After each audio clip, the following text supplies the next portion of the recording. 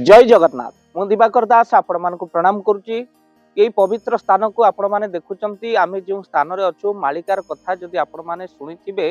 मालिकार महापुरुष लिखिचंती जे 16 मंडल लागिबो नाट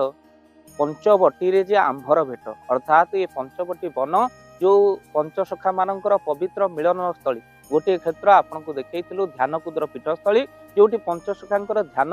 पीठ थिला आउ ए होची प्राचीन नदी कूल आउ जो प्राचीन नदी कूल रे पंचसखा मानकर ये पवित्र पीठ जहाँ तृतीय जुगर बोली प्रमाण रहिचंती आउ एई तृतीय जुगर जो प्रमाण रहिचंती जो वन ए निकांच वन रे साधना करुथिले पंचसखा माने अच्युत अनंत जशवंत बलराम आ शिशु अनंत यही स्थान रे आसी निजर साधना पीठ रूपे बाछि नै जाइथिले। ए वन को देखिला परे आपण मानकर मध्य निश्चिंत भाव में हृदबोध हब निश्चिंत ये स्थान एते सुंदर होइचंती जो स्थान प्रकृतिर अति सुंदर जगह आ जोठी महापुरुष माने निजे ध्यान करुथिले आ साधना करुथिले। भक्तबंधु ये साधनार पीठस्थली जोठी महाप्रभु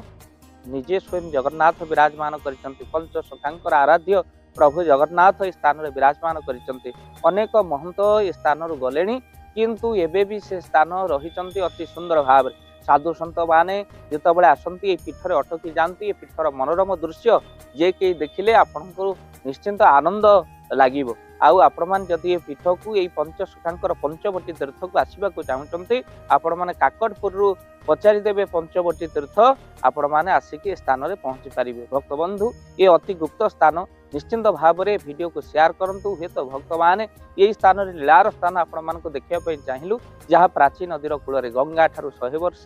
प्राचीन नदी जो प्राचीन नदी कूल रे पवित्र पंचवटी वन